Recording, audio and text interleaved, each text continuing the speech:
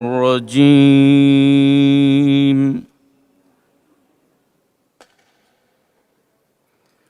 بسم الله الرحمن الرحيم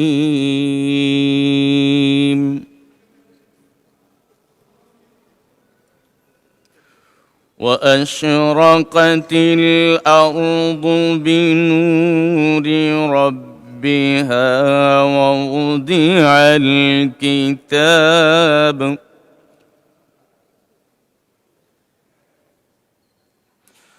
وجيء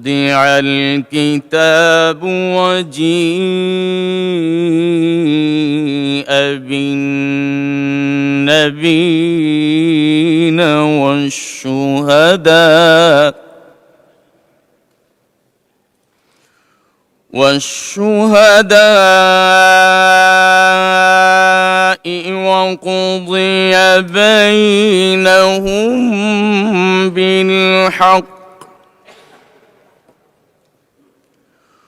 وقضي بينهم بالحق وهم لا يظلمون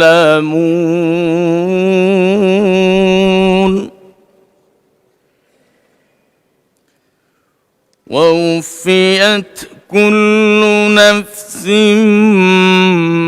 ما عملت وهو أعلم بما يفعلون صدق الله العظيم পবিত্র কুরআনুল কারীমের সূরা আজ-জুমারের 69 ও 70তম আয়াতে কারিমা তেলাওয়াত করা হলো, যার বাংলা অর্থ এইরূপ। এ সময় জমিন তার মালিকের নূরের ঝলকে উদ্ভাসিত হয়ে উঠবে। মানুষের কর্মফলের নথিপত্র সামনে রাখা হবে। নবীদের ও অন্যান্য সাক্ষীদের এনে হাজির করা হবে। তাদের সবার সাথেই ন্যায় বিচার করা হবে। তাদের কারো উপরই জুলুম করা হবে না। প্রত্যেক মানুষকে সে পরিমাণ প্রতিফলই দেওয়া হবে যে পরিমাণ কাজ সে করে এসেছে, কারণ আল্লাহ তাআলা সে বিষয় সম্যক অবগত আছেন যা কিছু তারা করত। বারাকাল্লাহু লানা ওয়া লাকুম ফিল কুরআনিল আযীম। আসসালামু আলাইকুম ওয়া রাহমাতুল্লাহি ওয়া বারাকাতুহু। বিসমিল্লাহির রহমানির রহিম। আসসালামু আলাইকুম ওয়া রাহমাতুল্লাহ। মাননীয় সদস্যবৃন্দ, দিনের কার্যসূচিভুক্ত প্রশ্ন জিজ্ঞাসা ও উত্তর টেবিলে উপস্থাপিত হলো। মাননীয় সদস্যবৃন্দ, ত্রয়োদশ সংসদের প্রথম অধিবেশনে অর্থাৎ চলতি অধিবেশনে বিশেষ অধিকার প্রশ্নের একটি নোটিশ পাওয়া গেছে। নোটিশটি দিয়েছেন মাননীয় সংসদ সদস্য মোহাম্মদ মুজিবুর রহমান, রাজশাহী 1। তিনি তার নোটিশে উল্লেখ করেছেন, কার্যপ্রণালী বিধির 267 বিধিতে সংসদ সদস্যদের পালনীয় বিধিতে বলা হয়েছে সভাপতির প্রতি সম্মান প্রদর্শন করিবেন। 2006 সালের আগে ঝুঁকিয়া সম্মান প্রদর্শন করার কথা ছিল। 2006 সালের সেপ্টেম্বর মাসের 26 তারিখে ঝুঁকিয়া সম্মান যেহেতু শিরকের মতো মনে হয়, তাই কার্যপ্রণালী বিধি থেকে ঝুঁকিয়া শব্দটি রহিত করা হয়েছে। কিন্তু দুঃখের বিষয়, মাননীয় স্পিকার সহ অন্যান্য কিছু সদস্যবৃন্দ এখনও ঝুঁকিয়া সম্মান প্রদর্শন করেন। বিষয়টি জনগুরুত্ব সম্পূর্ণ বিধায় তা বাস্তবায়ন করার দাবি রাখেন। আমার উত্তর হলো, মাননীয় সদস্যের নোটিশটি তার বিশেষ অধিকার প্রশ্নের সাথে কিভাবে জড়িত তা বোধগম্য নয়। অধিকন্ত নোটিশে তিনি বা তার সংসদের অধিকার ক্ষুণ্ণের প্রশ্নটি স্পষ্ট করেননি। তাকে কার্যপ্রণালী বিধি বহির্ভূত এই কার্য করতে কেউ বাধাও দিচ্ছে না। এমতাবস্থায় কার্যপ্রণালী বিধির 165(2) অনুযায়ী মাননীয় সদস্যের নোটিশটি বিশেষ অধিকার ক্ষুণ্ণের প্রশ্ন হিসাবে গ্রহণ করা গেল না বলে দুঃখিত।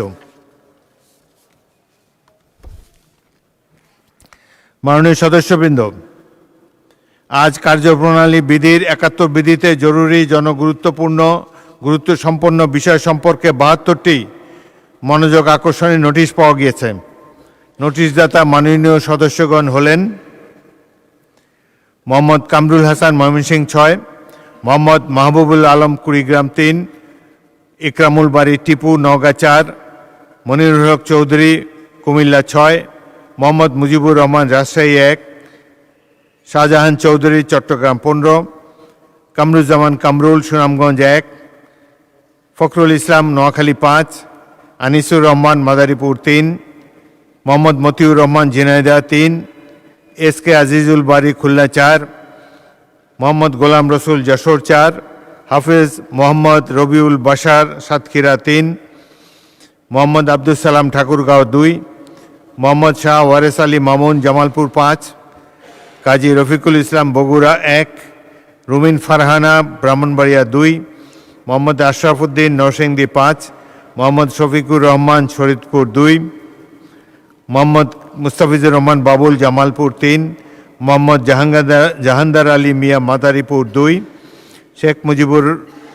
শেখ মুজিবুর রহমান ইকবাল, কিশোরগঞ্জ 5, শেখ ফরিদ আহমদ, চাঁদপুর 3, মোহাম্মদ শামসুর রহমান শিমুল বিশ্বাস, পাবনা 5, মোহাম্মদ মোশাররফ হোসেন, বগুড়া 4, এস এম জাহাঙ্গীর হোসেন, ঢাকা 18, মোহাম্মদ আমির হামজা, কুষ্টিয়া 3, মোহাম্মদ আব্দুল গফুর, কুষ্টিয়া 2, মোহাম্মদ আবদুল্লাহ, মুন্সিগঞ্জ 1, মোহাম্মদ সেলিম ভুঁইয়া, কুমিল্লা 2, মোহাম্মদ আনোয়ারুল ইসলাম, কুড়িগ্রাম 1, মোহাম্মদ মাহবুবুর রহমান, রংপুর 3, মোহাম্মদ মাসুদ পারভেজ, চুয়াডাঙ্গা 1, মোহাম্মদ আব্দুল সত্তার, নীলফামারী 1, সৈয়দ জয়নুল আবদিন, ঢাকা 4, মোহাম্মদ শওকতুল ইসলাম, মৌলভীবাজার 2, মোহাম্মদ নুরুল আমিন, রংপুর 6, এ এম মাহবুবউদ্দিন, নোয়াখালী 1, মোহাম্মদ মাজেদুর রহমান, গাইবান্ধা 1, মোহাম্মদ আব্দুল আজিজ, নাটোর 4, মোহাম্মদ আব্দুল বাতেং, ঢাকা 16, মোহাম্মদ আবুল হাসান, সিলেট 5, মোহাম্মদ খায়রুল কবির খোকন, নরসিংদী 1,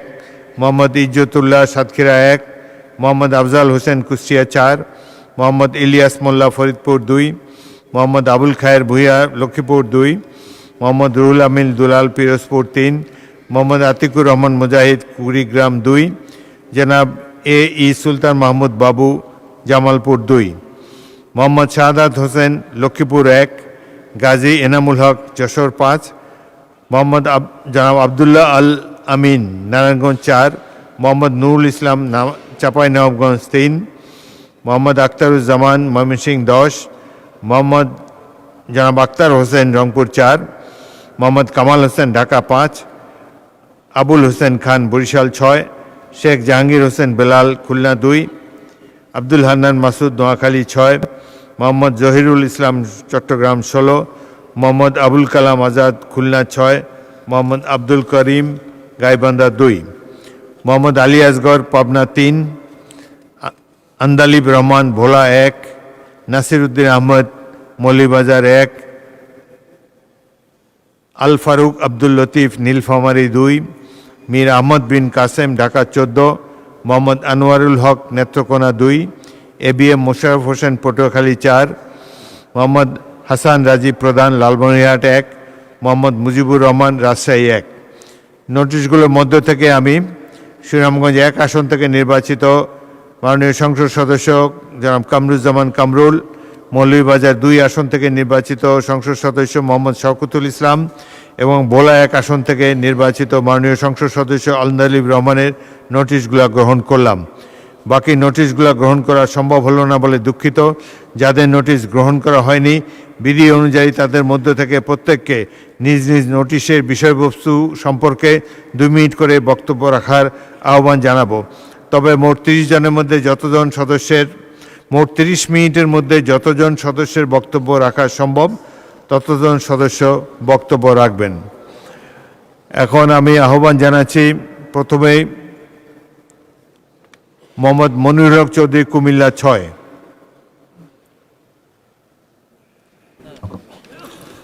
মাননীয় স্পিকার, আপনাকে ধন্যবাদ। একজন ক্রীড়া সংগঠক হিসেবে দুঃখ ভারাক্রান্ত মনে চতুর্দিকে ঘুরে কোনো উপায় না পেয়ে এই নোটিশটি আজকে দিয়েছি। আমি বিশ্বাস করি এটা অন্তত ক্রীড়ামন্ত্রীর দৃষ্টি আকর্ষণ করবে 2004 সালে কুমিল্লা দক্ষিণের মানুষের নতুন ঠিকানা সদর দক্ষিণ উপজেলা গঠিত হয়। সেখানে আমরা নিজেদের অর্থায়নে একটি স্টেডিয়াম শুরু করেছিলাম, যেটা সদর দক্ষিণ উপজেলা স্টেডিয়াম হিসাবে স্বীকৃত হয়েছিল। দীর্ঘদিন চেষ্টা করেছি, পরে শুনেছি স্টেডিয়াম উদা হয়ে গেছে, টাকা লুটপাট হয়ে গেছে। সরকার বলে স্টেডিয়াম ওখানে আছে, কিন্তু আমার কুমিল্লা জেলায় এই নামে কোথাও কোনো স্টেডিয়াম সাধ্যমতো চেষ্টা করে উদ্ধার করতে পারিনি। উত্থাপনীয় বিষয়, দক্ষিণ কুমিল্লা মিনি স্টেডিয়ামের জমি রেকর্ড করানো ইচ্ছাকৃত গাফিলতি, দক্ষিণ কুমিল্লা স্টেডিয়ামের অনুকূলে জাতীয় করে বরাদ্দকৃত ক্রীড়া সামগ্রী আত্মসাৎ, দক্ষিণ কুমিল্লা মিনি স্টেডিয়াম বরাদ্দ করা অর্থ বরাদ্দ সব কিছু লুট। 2005 সালে কুমিল্লা সদর দক্ষিণ উপজেলা ফুলতলি মৌজায় দক্ষিণ কুমিল্লা ক্রীড়া সংস্থার অনুকূলে স্থায়ী বন্দোবস্ত মূল্যে 2.1 সম্পর্ক ভূমি কর্মকর্তা উপজেলা চেয়ারম্যান স্থানের পদে ইচ্ছা গাফিলতি করা হয়নি। কুমিল্লা ক্রীড়া সংস্থার বন্দোবস্তের জমিকৃত অনুকূলে প্রস্তাবিত দক্ষিণ স্টেডিয়ামের নামে যে সম্পত্তি আমরা নিজে নগদ টাকা দিয়ে ক্রয় করেছিলাম, তার সাথে এলাকাসের মাধ্যমে কিছু সম্পত্তি নেওয়ার দরকার, সেই ফাইলটি উদা হয়ে গেছে। আপনার একজন ক্রীড়া সংগঠক, আমি আবেদন জানাবো, এটা আমার ইজ্জতের ব্যাপার। দীর্ঘদিন ক্রীড়াঙ্গনে কাটিয়েছি, মাননীয় প্রধানমন্ত্রী সংসদে আছেন, এই স্টেডিয়ামটি কোথায় একটু উদ্ধার করে দেওয়ার প্রয়োজনীয় নির্দেশ দেওয়ার জন্য। যারা শাহজাহান চৌধুরী, চট্টগ্রাম 15।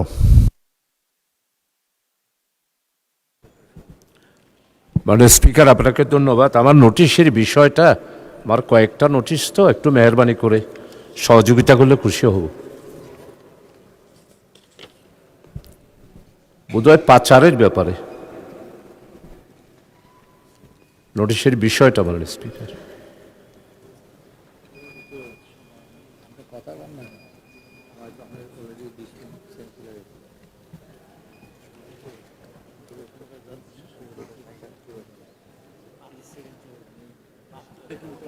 দুর্নীতিমুক্ত বাংলাদেশের উপর বলেন, অর্থ পরিকল্পনা মন্ত্রীকে আপনি মাননীয় নোটিশ দিয়েছেন। স্পিকার, আপনাকে অসংখ্য ধন্যবাদ। 71 ভিত্তিতে আমি অত্যন্ত জরুরি জনগুরুত্ব সম্পন্ন বিদায় এই বিষয়টা প্রশ্ন উত্তরও আমি উল্লেখ করেছি। আমাদের নির্বাচনের আগে আমাদের সব মাননীয় সংসদ সদস্যরা যখন বক্তব্য রেখেছেন, দুর্নীতিমুক্ত বাংলাদেশ চাই, এটাই ছিল আমাদের স্লোগান। আরও অন্যান্য বিষয় ছিল, কিন্তু এইটাই ছিল মুখ্য বিষয়।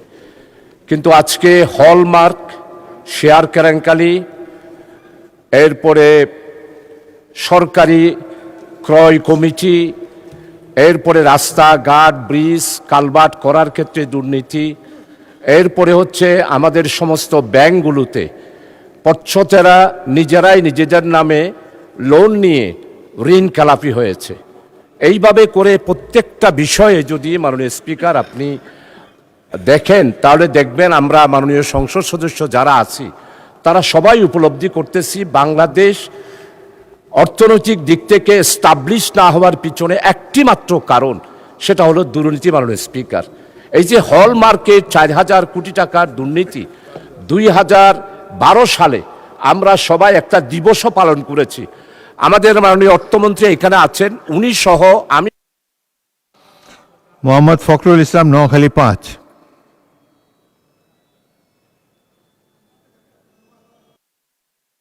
আমার নোয়াখালী 5 কোম্পানিগঞ্জ তথা কবিরহাট থানার এবং সদরের 2টা থানা নিয়ে 2টা ইউনিয়ন নিয়ে গঠিত। আমার এলাকাতে নির্বাচন এলাকা বিশাল এলাকা, উপকূলীয় চরাঞ্চল বেষ্টিত একটি জনপদ।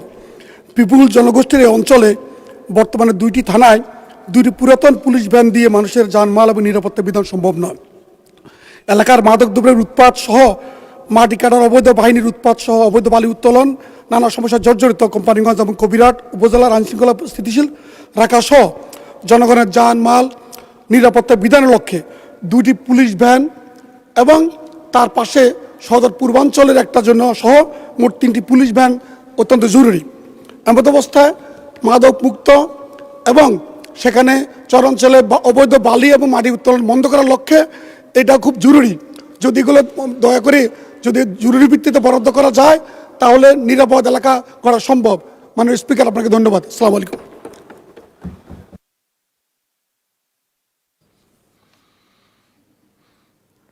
জনাব আনিসুর রহমান, মাদারীপুর 3। মাননীয় স্পিকার, আপনাকে ধন্যবাদ। আমার নির্বাচনী আসন মাদারীপুর 3। আমরা যখন নির্বাচনকালীন সময়ে বিভিন্ন গ্রামে ঘুরে বেড়াচ্ছি, সেই সময় আমি আমার নির্বাচনী আসনে একটি জিনিস উপলব্ধি করতে পেরেছি। আমাদের ওইখানকার বেশিরভাগ শিক্ষার্থীরাই তারা ইন্টারমিডিয়েট পাশ করার পরে নার্সিং ইনস্টিটিউটে তারা অধ্যয়নরত হয়, তারা ডিগ্রি নেয়, কোর্স কমপ্লিট করে তারা বিভিন্ন বাংলাদেশে এবং দেশের বাইরে বিভিন্ন হসপিটালে তারা কাজ করছে। বিশেষ করে হিন্দু সম্প্রদায়ের একটা গোষ্ঠী, আমার মনে হয় 60% ছেলেমেয়েরাই এই পেশায় থাকে। সেইখান থেকে আমি উপলব্ধি করতে পেরেছি আমার নির্বাচনী আসনে ঢাসার উপজেলায় আমি একটি নার্সিং ইনস্টিটিউট করে দেওয়ার জন্য আমি মাননীয় স্বাস্থ্যমন্ত্রীর কাছে আবেদন করছি। আমি যেন আমার নির্বাচনী এলাকায় সরকারের পক্ষ থেকে, স্বাস্থ্য মন্ত্রণালয়ের পক্ষ থেকে যেন একটি নার্সিং ইনস্টিটিউটের ব্যবস্থা করে দেওয়া হয়। ধন্যবাদ স্পিকার। মোহাম্মদ মতিউর রহমান, ঝিনাইদহ 3। মাননীয় স্পিকার, আপনাকে ধন্যবাদ। আপনার মাধ্যমে আমার নির্বাচনী এলাকা 83 ঝিনাইদহ 3-এর মহেশপুর কোটচাঁদপুরের সকল পর্যায়ের আপামর জনসাধারণকে আমি সালাম, প্রীতি ও শুভেচ্ছা জানিয়ে আমি at the very outset I would like to pay many thanks to my Lord who has created this vast universe, I mean this vast multitude of creations, into the midst of which we have been placed unto, and then many greetings to you from the deepest corner of my heart. মাননীয় speaker, আমার নির্বাচনী এলাকাটা very close door neighbouring border area of India. এখানকার রাস্তাঘাট বড় চলাচলের অনুপযোগী। আমি যে বিষয়টি নোটিশ করেছি তা হলো আমার নির্বাচনী এলাকাতে একটি কৃষি ফার্ম আছে। 1940 সালে এটা প্রতিষ্ঠিত হয় হেমেন্দ্রনাথ দত্তের সহযোগিতায়। এনিওয়ে এখানে 2737 একর জমি আছে মাননীয় স্পিকার।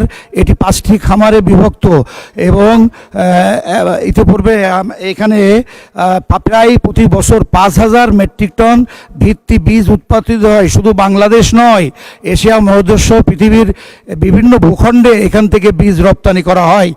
এছাড়া এখানে ধান, পাট, আখ, গম সকল প্রকারের ফসল হয়ে থাকে। এটা প্রাচীন ঐতিহ্য। বিগত অর্ধ শতাব্দী বাবদ আমাদের প্রাণের দাবি শুধু মহেশপুর কোটচাঁদপুর নয়, দক্ষিণ পশ্চিম অঞ্চল বলে বৃহত্তর অঞ্চলে এটা প্রাণের দাবি একটি কৃষি বিশ্ববিদ্যালয়। ইতিপূর্বে 2008 সালের নির্বাচনের পর 2010 সালে তদানীন্তন সংসদ সদস্য সংসদে উপস্থাপন করে একটি কৃষি বিশ্ববিদ্যালয় দাবি এবং 3 সদস্য বিশিষ্ট একটি কমিটি গঠিত হয়। 2 জন মঞ্জুরি কমিশনের সদস্য আর 1 জন বেসরকারি বিশ্ববিদ্যালয়ের সদস্য নিয়ে। SK আজিজুল বারী, খুলনা 4।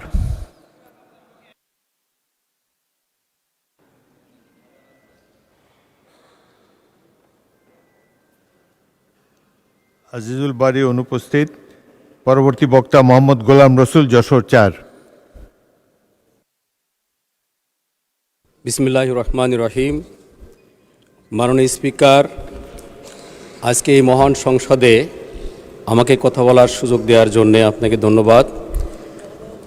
আজকে আমি 71 বিধিতে যে প্রশ্নটা এখানে রেখেছিলাম, যশোরের একটা গুরুত্বপূর্ণ জনগণের একটি সমস্যা, সেটা হচ্ছে ভবদার জলাবদ্ধতা। এই বিষয়ে কথা বলার আগেই আমার নির্বাচনী এলাকা যশোর 4, বাগারপাড়া, অভয়নগর এবং বসুন্ধিয়া ইউনিয়নের প্রায় 7 লক্ষ মানুষকে আমি ধন্যবাদ জানাই, তাদেরকে শুভেচ্ছা জানাই যে বিগত নির্বাচনে তারা আমাকে নির্বাচিত করে মহান সংসদে পাঠিয়েছেন।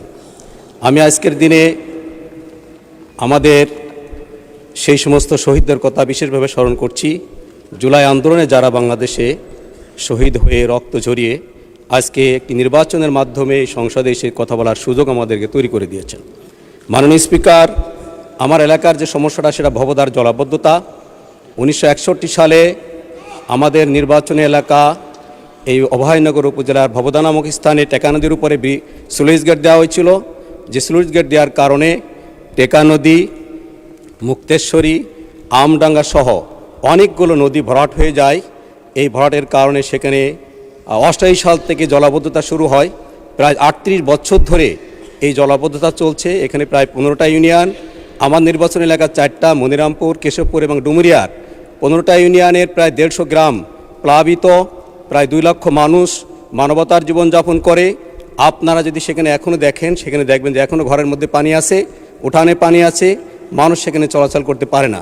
এই জলাবদ্ধতা দূর করবার জন্যে প্রায় 1000 কোটি টাকা সেখানে বরাদ্দ হয়েছে, সব লুটপাট হয়েছে। ইতিমধ্যে কিছু কাজ সেখানে চলছে, 136 কোটি টাকার নদী খনন কাজ চলছে। আমডাঙ্গার খাল খনন করতে পারলে হাফেজ মোহাম্মদ রবিউল বাশার, সাতক্ষীরা 3। রহমতুল্লাহ বারকাত। মাননীয় স্পিকার, আমাকে সুযোগ দেওয়ার জন্য আপনাকে ধন্যবাদ। আমি মহান সংসদে প্রথম নির্বাচিত হয়েছি এবং কথা বলার সুযোগ লাভ করেছি।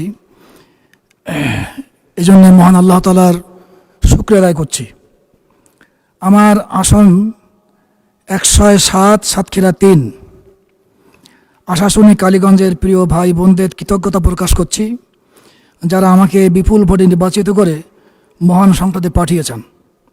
উপস্থানীয় বিষয় হল জলাবদ্ধতা নিরসন প্রসঙ্গে মাননীয় পানি সম্পদ মন্ত্রী মনোযোগ আকর্ষণ। আমি নির্বাচনী এলাকা 107, সাতক্ষীরা 3 আশাশুনি কালীগঞ্জ উপজেলা নিয়ে গঠিত। 2টা উপজেলা উপকূলবর্তী এলাকা। প্রতি বছর প্রাকৃতিক দুর্যোগের কারণে বিভিন্ন এলাকা জুড়ে প্লাবিত হয়ে ব্যাপক ক্ষয়ক্ষতি হয়। এছাড়াও বর্ষার মৌসুমে ব্যাপক আকারে জলাবদ্ধতা তৈরি হয়। জলাবদ্ধতার কারণে মানুষের স্বাভাবিক কার্যক্রম এবং যোগাযোগ ব্যবস্থা দারুণভাবে ক্ষতিগ্রস্ত হয়। জলাবদ্ধতা নিরসনের জন্য সরকারের পদক্ষেপ কী? বর্ষা মৌসুমের আগে জলাবদ্ধতা নিরসন করার প্রয়োজন। মাননীয় পানি সম্পদ মন্ত্রী মহোদয়ের দৃষ্টি আকর্ষণ করছি এবং জোর দাবি জানাচ্ছি বর্ষার আগে জলাবদ্ধতা নিরসন করার জন্য। ধন্যবাদ মাননীয় স্পিকার।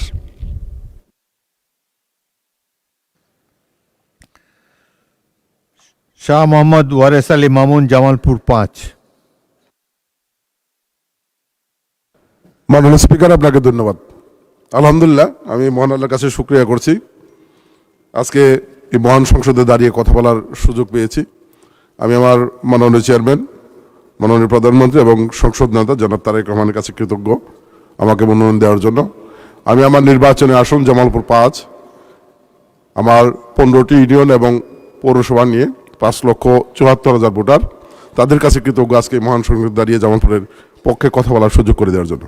মাননীয় স্পিকার, আমি গত কয়েকদিনে বেশ কয়েকটি নোটিশ দিয়েছি। টাঙ্গাইল জামালপুরের 4 লেন সড়ক, Dhaka Jamalpur double line rail, আমার সাংস্কৃতিক পল্লী, স্বাস্থ্যসেবা সহ বিভিন্ন বিষয় নিয়ে দুর্ভাগ্য কথা বলার সুযোগ হয় নাই। আজকে সুযোগ দিয়েছেন, এর জন্য আমি কৃতজ্ঞতা জানাচ্ছি। আজকের মূলত নোটিশটি ছিল আমার 15টি ইউনিয়নের মধ্যে 2টি ইউনিয়ন নদী দ্বারা সম্পূর্ণরূপে বিচ্ছিন্ন। এখানে নদীর কারণে এই 2টি ইউনিয়ন বিচ্ছিন্ন হওয়ার কারণে এলাকার যোগাযোগ ব্যবস্থা না থাকার কারণে সেখানে শিক্ষা সহ নানা দিক থেকে সেই এলাকার মানুষ জীবনযাত্রায় অনেক পিছিয়ে রয়েছে। সেখানে ব্যাপক পরিমাণে রবি শস্য উৎপাদিত হয়, কিন্তু তারা এটি বাজারজাত করতে পারে না। সেইখানে আমার তুলসীচর ইউনিয়নের সাথে নরুন্দির ব্রহ্মপুত্র নদীর উপর একটি ব্রিজ নির্মিত হলে সে এলাকার মানুষ ব্যাপকভাবে উপকৃত হবে এবং তাদের জীবনযাত্রা উন্নত হবে। এ ব্যাপারে আমি মাননীয় স্থানীয় সরকার মন্ত্রীর দৃষ্টি আকর্ষণ করে নোটিশ দিয়েছিলাম। আমার বিশ্বাস এই বিষয়টি মাননীয় স্থানীয় সরকার মন্ত্রী গুরুত্ব সহকারে দেখবেন। এবং একই সাথে আমি মাননীয় প্রধানমন্ত্রীর কাছে আবেদন করছি, দীর্ঘ 30 বছর পরে ধানের শীষে ভোট দিয়ে আমাকে নির্বাচিত করেছেন। মানুষ অনেক স্বপ্ন নিয়ে, এই স্বপ্ন বাস্তবায়নে মাননীয় প্রধানমন্ত্রীর সহযোগিতা কামনা করছি। মাননীয় স্পিকার, আপনাকে ধন্যবাদ। মোহাম্মদ মুস্তাফিজুর রহমান বাবুল, জামালপুর 3।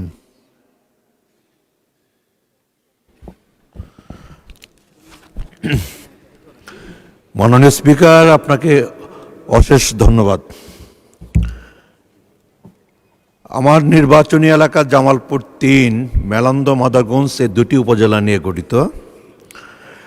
মেলান্দহ উপজেলায় 2017 সনে একটি বিজ্ঞান ও প্রযুক্তি বিশ্ববিদ্যালয় প্রতিষ্ঠা করা হয়েছে। এই বিশ্ববিদ্যালয়টি 2017 সনে প্রতিষ্ঠিত হবার পর মাত্র 31 একর সম্পত্তির উপর এই বিশ্ববিদ্যালয়টি তার কার্যক্রম পরিচালিত করছে। এই 31 একর সম্পত্তির মধ্যে 15 একর সম্পত্তি বিশ্ববিদ্যালয়ের নিজস্ব সম্পত্তি, আর বাকি 16 একর সম্পত্তি হচ্ছে অধিগ্রহণ করা, কিন্তু এখন পর্যন্ত এই 16 একর সম্পত্তির প্রকৃত মালিকদেরকে তাদের পাওনা বুঝিয়ে দেওয়া হয় নাই। এ কারণে ওই সম্পত্তির মালিকদের মধ্যে এক ধরনের ক্ষোভ বিরাজ করছে। মাননীয় স্পিকার, 2017 সনে এই বিশ্ববিদ্যালয়টি প্রতিষ্ঠিত হয়েছে। প্রতিষ্ঠিত হবার আগে ঠিক এই স্থানে একটি ফিশারি কলেজ ছিল। এই ফিশারি কলেজের জন্য যে অবকাঠামো ছিল, সেই অবকাঠামোকে কেন্দ্র করে, অবকাঠামোর উপর ভিত্তি করে 2017 সনে এই বিশ্ববিদ্যালয়টি প্রতিষ্ঠা করা হয়েছে। বিশ্ববিদ্যালয়টি প্রতিষ্ঠিত হওয়ার পর আজ পর্যন্ত বিশ্ববিদ্যালয়ের একাডেমিক ভবন, বিশ্ববিদ্যালয়ের আপনার প্রশাসনিক ভবন, বিশ্ববিদ্যালয়ের শিক্ষার্থীদের জন্য আবাসিক ভবন নির্মাণ করা হয় নাই, এবং ইতিমধ্যে বিশ্ববিদ্যালয়ের পক্ষ থেকে বিশ্ববিদ্যালয়ের উন্নয়নের জন্যে প্রয়োজনীয় সম্পত্তি অধিগ্রহণ করা থেকে শুরু করে বিশ্ববিদ্যালয়ের যাবতীয় উন্নয়নের জন্য একটি ডিপিপি। মোহাম্মদ মাহবুবুর রহমান, রংপুর 3।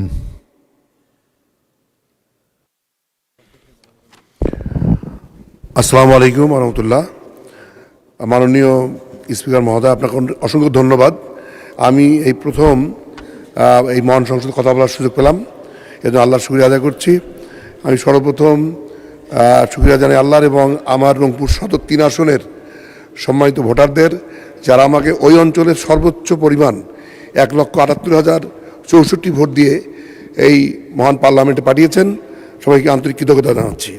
মাননীয় স্পিকার, আমাদের অঞ্চলটি, আমাদের ভাগ্যই খারাপ। বরাবরই সমস্ত সরকারি শাসনামলে আমরা বঞ্চিত এবং অবহেলিত এবং পশ্চাৎপদ একটা এলাকা, সুবিধা বঞ্চিত এলাকা। বিভিন্ন ক্ষেত্রে আমাদের বৈষম্য রয়েছে। আশা করি বর্তমান সরকার এই বৈষম্য দূরীকরণে প্রয়োজনীয় গুরুত্ব দেবেন। এখন আমি আমার মনোযোগ আকর্ষণের প্রশ্ন উত্থাপন করছি। মাননীয় ভূমিমন্ত্রী, আপনার সদয় অবধির জন্য জানাচ্ছি যে 14 বছর পূর্বে রংপুর সদর উপজেলা পুনর্গঠিত হয়। এই উপজেলার অধীন খলেয়া ইউনিয়নের ভূমি সংক্রান্ত সমস্ত ধরনের কাজ, যেমন জমি ক্রয় বিক্রয়, খাজনা খারিজ ইত্যাদি গঙ্গাচড়া উপজেলায় গিয়ে করতে হয়। এতে জনগণকে নানা অসুবিধা ও ভোগান্তির পোহাতে হয়। ফেসিস্ট আমলে বারবার আবেদন করেও এর কোনো প্রতিকার পাওয়া যায়নি।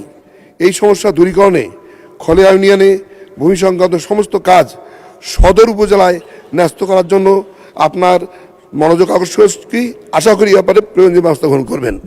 আসসালামু আলাইকুম।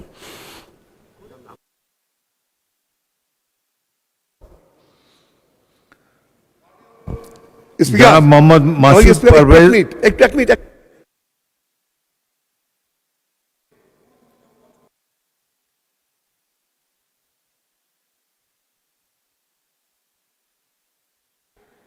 মাইকে বলেন। আমার নাম হলো মোহাম্মদ মাহবুবুর রহমান বেলাল, এটা আমার এনআইডি নাম, কিন্তু বরাবরই এখানে নাম বলার সময় বেলাল নামটি বাদ দেওয়া হচ্ছে। কাইন্ডলি এটা একটু সংশোধন করে নেবেন। ধন্যবাদ মাননীয় সদস্য।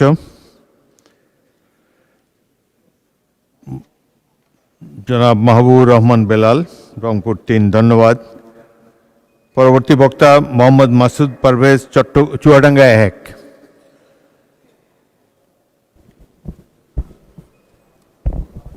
ধন্যবাদ মাননীয় স্পিকার, আপনাকে আমাকে সুযোগ দানের জন্য। পাশাপাশি আমি কৃতজ্ঞতা প্রকাশ করছি আমার চুয়াডাঙ্গা 1, চুয়াডাঙ্গা সদর এবং আলমডাঙ্গার সকল ভোটার এবং জনগণকে, যারা এই প্রথমবার আমাকে মাননীয় মহান সংসদে এসে কথা বলার সুযোগ দিয়েছেন এবং তাদের পক্ষে কথা বলার সুযোগ দান করেছেন। মাননীয় স্পিকার, আমরা চুয়াডাঙ্গা একটি সীমান্তবর্তী জেলা। স্বাধীনতার পর থেকেই বিভিন্ন ক্ষেত্রে আমরা পিছিয়ে পড়া জেলা হিসেবে পরিগণিত হয়ে এসেছি। একটি থার্ড ক্যাটাগরির জেলা হিসেবে আমাদেরকে অবহিত করা হয়েছে, যার কারণে শিক্ষা, চিকিৎসা সকল ক্ষেত্রে আমরা অন্যান্য জায়গা থেকে অনেক পিছিয়ে রয়েছি। মাননীয় স্পিকার, আপনার মাধ্যমে জানাতে চাই, আমার চুয়াডাঙ্গা জেলাতে 4টা উপজেলা আছে, তার মধ্যে আমার নির্বাচনী আসনে 2টি উপজেলা। এই 4টি উপজেলাতে প্রায় 13 লক্ষ অধিক লোকের বসবাস। এই 4টা উপজেলার মধ্যে চুয়াডাঙ্গা সদর হাসপাতাল আছে, যেখানে এই সকল মানুষের চিকিৎসার জায়গা একটি। কারণ অন্যান্য উপজেলা স্বাস্থ্য কমপ্লেক্সগুলোতে কোনো জায়গায় কোনো প্রকার অপারেশন হয় না, এবং সেখানে কোনো প্রকার চিকিৎসার যে প্রপার আধুনিক সুবিধা সেগুলো থেকেও মানুষ বঞ্চিত হয়ে থাকে। যার কারণে চিকিৎসা গ্রহণের জন্য একটি জায়গা, সেটা হচ্ছে চুয়াডাঙ্গা সদর হাসপাতাল। এই চুয়াডাঙ্গা সদর হাসপাতালটি 50 শয্যা বিশিষ্ট হাসপাতাল হিসেবে কার্যক্রম থাকলেও এই জনগণের চাহিদার কারণে সেটা 2021 সালে 250 শয্যা বিশিষ্ট হাসপাতাল হিসেবে প্রশাসনিক অনুমোদন প্রাপ্ত হয়। সেখানে বিল্ডিং নির্মিত হয়, কিন্তু বিগত সরকারের দুর্নীতি এবং তাদের যে সমস্ত সম্পদ করায়ত্তের কারণে সেই বিষয়গুলো স্যার এখনো পর্যন্ত মাননীয় স্পিকার আলোর মুখ দেখতে পাই নাই। সেখানে এখনো পর্যন্ত আমরা সেবা বঞ্চিত হয়ে এসেছি। এজন্য স্বাস্থ্যমন্ত্রীর কাছে আবেদন, অতি দ্রুত 250। মোহাম্মদ আব্দুল সত্তার, নীলফামারী 1।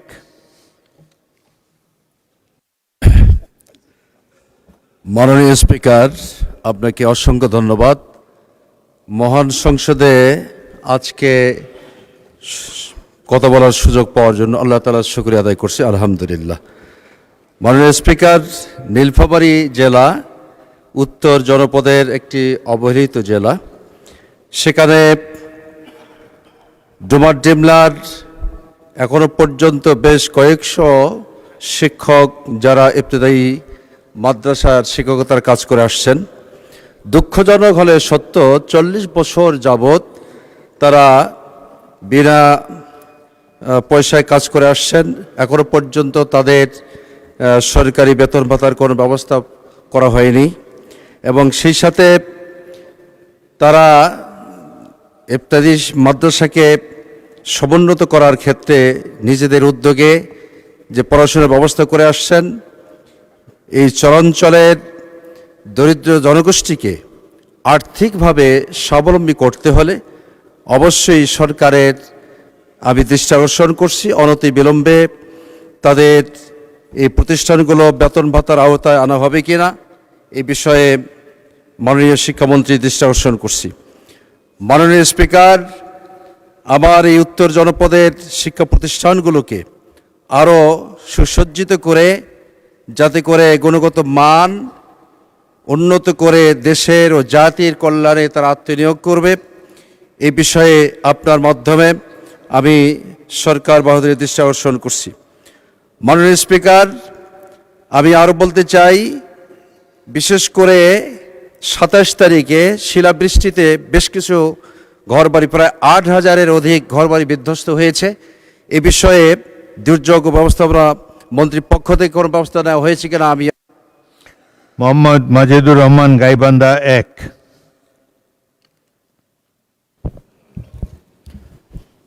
মাননীয় স্পিকার, আপনাকে ধন্যবাদ। এই মহান সংসদে দাঁড়িয়ে আমি আল্লাহ তাআলার শুকরিয়া আদায় করছি। আমি সংসদে কথা বলার সুযোগ পেয়েছি। সেই সাথে আমার নির্বাচনী এলাকা গাইবান্ধা 1, 29 গাইবান্ধা 1, সকল জনগণকে আমি ধন্যবাদ জানাচ্ছি এবং কৃতজ্ঞতা জানাচ্ছি। মাননীয় স্পিকার, আমার জেলার নাম হচ্ছে গাইবান্ধা, অবহেলিত বঞ্চিত একটি জেলা। সেই জেলার অবহেলিত একটি উপজেলা হচ্ছে সুন্দরগঞ্জ। এখানে 6 লক্ষাধিক মানুষ বসবাস করে। আমার সুন্দরগঞ্জের এই 6 লক্ষ মানুষের জন্য মাত্র একটি উপজেলা স্বাস্থ্য কমপ্লেক্স 50 শয্যা বিশিষ্ট। আজকে মহান সংসদে দাঁড়িয়ে আমি মাননীয় স্বাস্থ্যমন্ত্রী মহোদয়ের দৃষ্টি আকর্ষণ করছি, অনতিবিলম্বে আমার এই 50 শয্যা বিশিষ্ট উপজেলা স্বাস্থ্য কমপ্লেক্সটিকে কমপক্ষে 100 শয্যা উন্নীত করার জন্য আমি অনুরোধ জানাচ্ছি। সেই সাথে মাননীয় স্পিকার, আমার উপজেলায় যাতায়াত ব্যবস্থা অত্যন্ত ভঙ্গুর। এখানকার 100 ভাগের মধ্যে মাত্র 35 ভাগ রাস্তা পাকা, আর 65 ভাগ রাস্তা হচ্ছে কাঁচা। আমি মাননীয় সড়ক এলজিএডি মন্ত্রীর মহোদয়ের দৃষ্টি আকর্ষণ করছি, উনি মাননীয় সদস্য এক নোটিশে এক মন্ত্রীকে অ্যাড্রেস করবেন, আপনি তো দুই মন্ত্রীর বিষয়ে উত্থাপন করেছেন। এনিওয়ে, জনাব মোহাম্মদ আব্দুল আজিজ, নাটোর 4।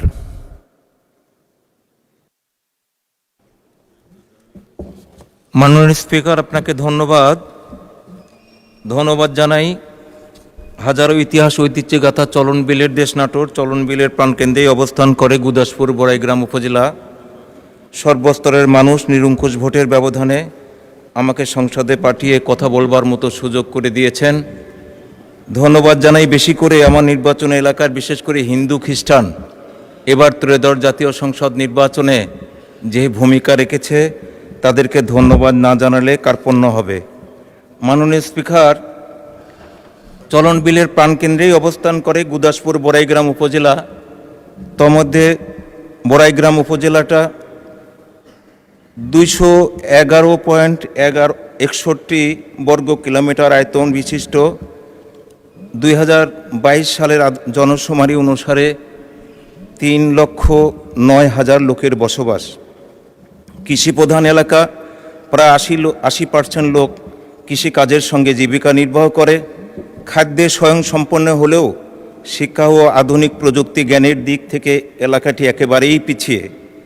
বিগত ফ্যাসিস্ট সরকারের আমলে প্রযুক্তি প্রসারের স্লোগানে সারা বাংলাদেশ প্রকম্পিত হলেও আমার নির্বাচনী এলাকার এর কোনো ছোঁয়া লাগেনি। ফলে এলাকার যুব সমাজের কর্মসংস্থানেরও কোনো সুযোগ হয়নি। মাননীয় প্রধানমন্ত্রী রাষ্ট্র মেরামতের 31 দফা বাস্তবায়নের যুব সমাজরাই অন্যতম কারিগর। যুবকরাই গড়বে দেশ, সমৃদ্ধশালী হবে বাংলাদেশ। যুবকরা বেকার থাকার কারণে নির্বাচনী এলাকার একটি যুব প্রশিক্ষণ কেন্দ্র স্থাপন করা অতীব জরুরি।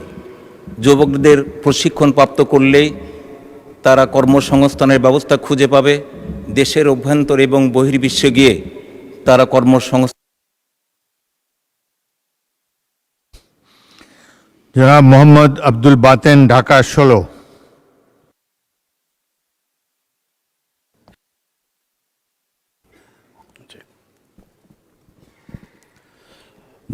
মাননীয় স্পিকার, আপনাকে ধন্যবাদ আমাকে কথা বলার সুযোগ দেওয়ার জন্য। সেই সঙ্গে আমি ধন্যবাদ জানাচ্ছি ঢাকা 16 আসনের জনগণকে আমাকে সংসদ সদস্য হিসেবে নির্বাচিত করে এই কথা বলার সুযোগ সৃষ্টি করার জন্য।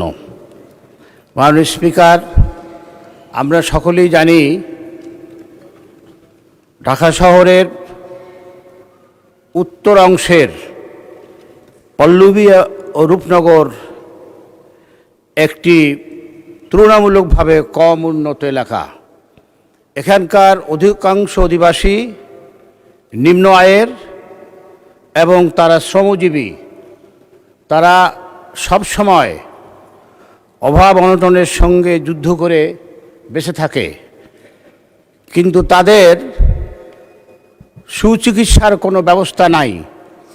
আমি যতটুকু জানি পল্লবী এবং রূপনগরে তো নয়ই, বৃহত্তর মিরপুর নিয়ে যে 3টে আসন হয়েছে, ঢাকা 15, ঢাকা 16 এবং 14, এই 3টে আসনের মধ্যে কোথাও একটি সরকারি জেনারেল হাসপাতাল নাই।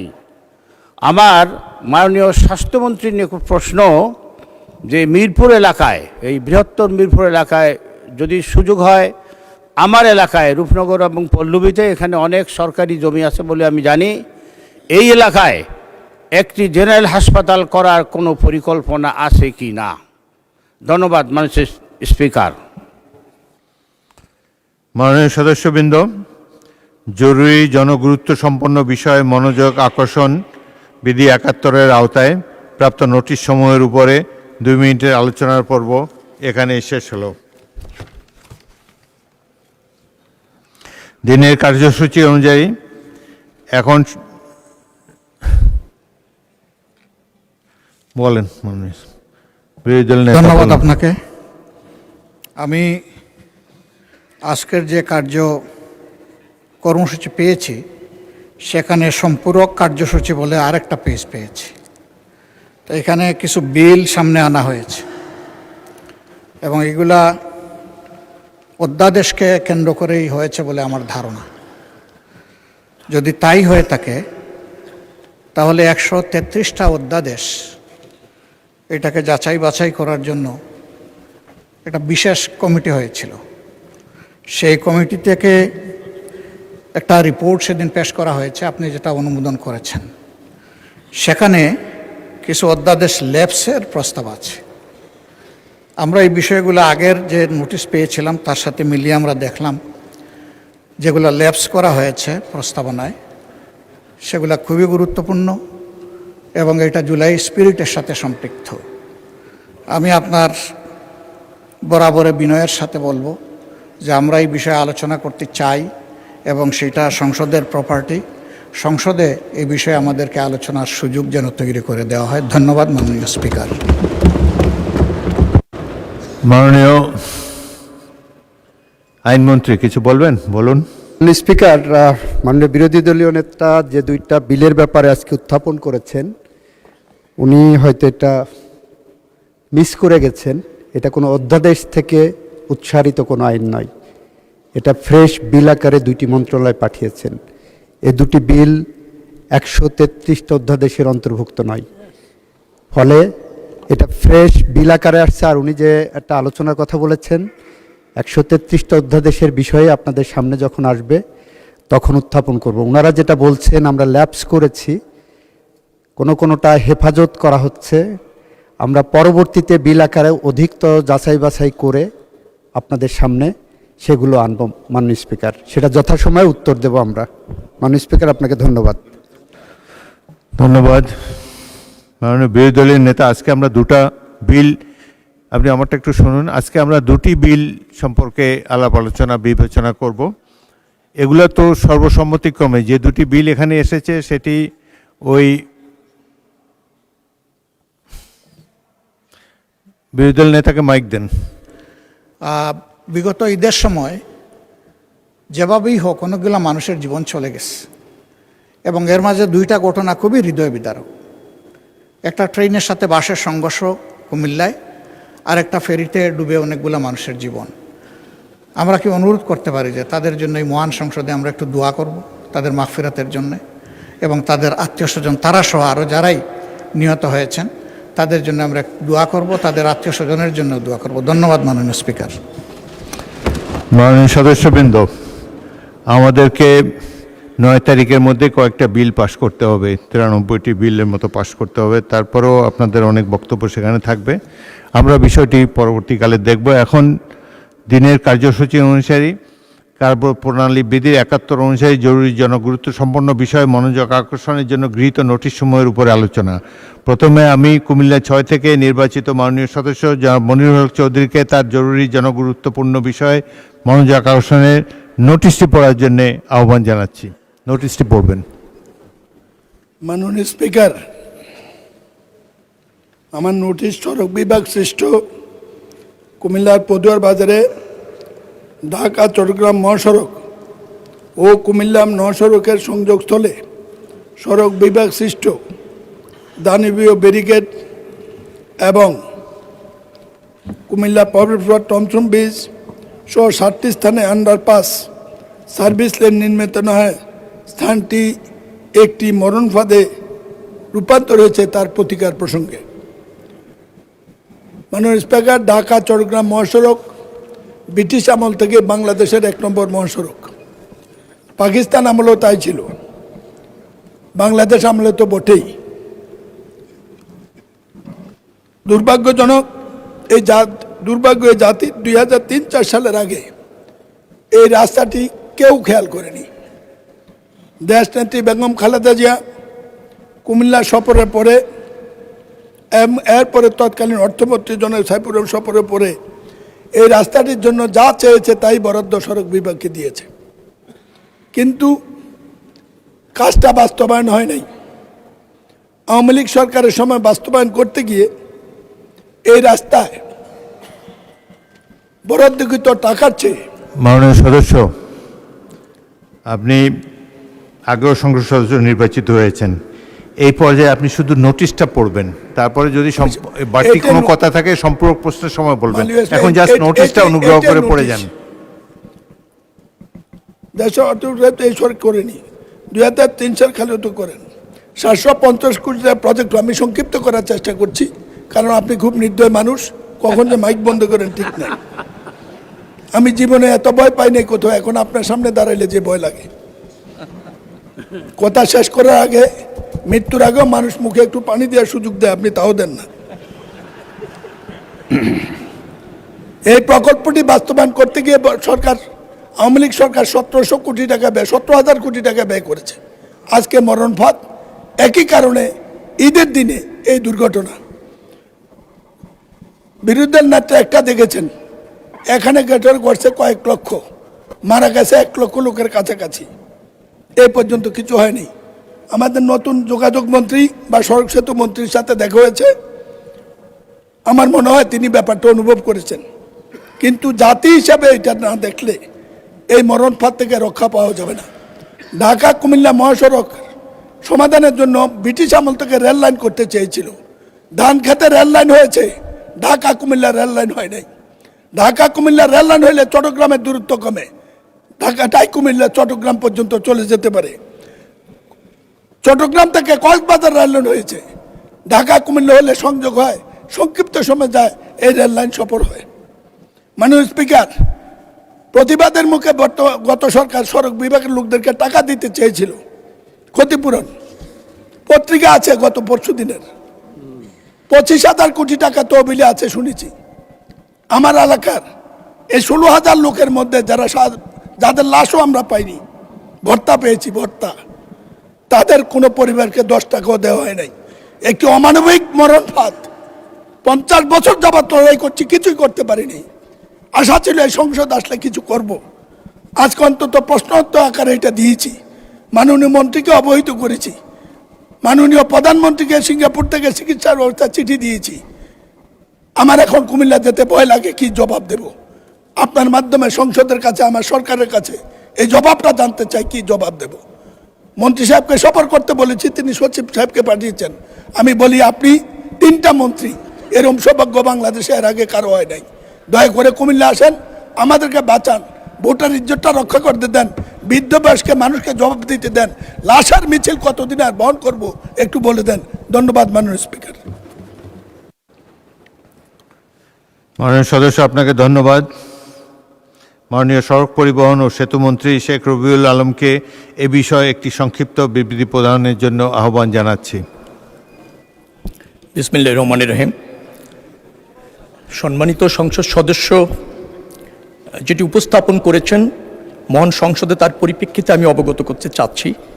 ওখানে একটা ইউলুপ নির্মাণ কাজ চলমান আছে, ইতিমধ্যে অর্ধাংশ কাজ শেষ হয়েছে। এই মুহূর্তে ওই প্রকল্পের ব্যয় বাড়ানোর কোনো সুযোগ নেই, যার ফলে আমরা ভূমি অধিগ্রহণের যে ব্যয় সেটাকে সীমিত করে পূর্ত কাজের ব্যয় আরেকটু বাড়িয়ে যে বাজেট আছে সেটাকে অ্যাডজাস্ট করে এখানকার যে ওভারপাসটা আছে সেটা সম্প্রসারণ করবার জন্য আমলে নিয়ে ইতিমধ্যে নকশা প্রণয়ন করেছি। আমরা মনে করছি এই নকশা অনুসারে এই কাজটি দ্রুততম সময়ের মধ্যে শেষ করতে সক্ষম হব এবং তাতেই ওই জায়গায় যে সমস্যাটা আছে তার একটা স্থায়ী সমাধান হয়ে যাবে। আরেকটি জায়গা এখানে উল্লেখ করা প্রয়োজন বিষয়, ঢাকা চট্টগ্রাম যে মহাসড়ক আছে এটা 10 লেনে উত্তীর্ণ করবার একটা প্রকল্প ইতিমধ্যে ফিজিবিলিটি স্টাডি চলমান রয়েছে। সেখানেও আরও 3টি আন্ডারপাস নির্মাণের পরিকল্পনা সরকার ইতিমধ্যে ওই ফিজিবিলিটি স্টাডির মধ্যে আছে। পাদুয়া বাজারে যে ইউলিপের কথাটা বলা হচ্ছে, সেটিকে আবার আমরা ইন্টারসেকশন যেভাবে আছে তার অধীনেও আরও 2টি আপনার আন্ডারপাস নির্মিত হবে, যার ফলে 5টি আন্ডারপাস ওই অঞ্চলে নির্মাণের পরিকল্পনা ইতিমধ্যে সরকার গ্রহণ করছে। দ্রুততম সময়ের মধ্যে বিশদ নকশা আপনার প্রণয়নের কাজ চলছে। আমরা এরপরে ডিপিপি উপস্থাপন করে এই ব্যাপারে যে সমস্যাটা আছে তা সমাধান করতে ইতিমধ্যে পদক্ষেপ গ্রহণ করেছে সরকার।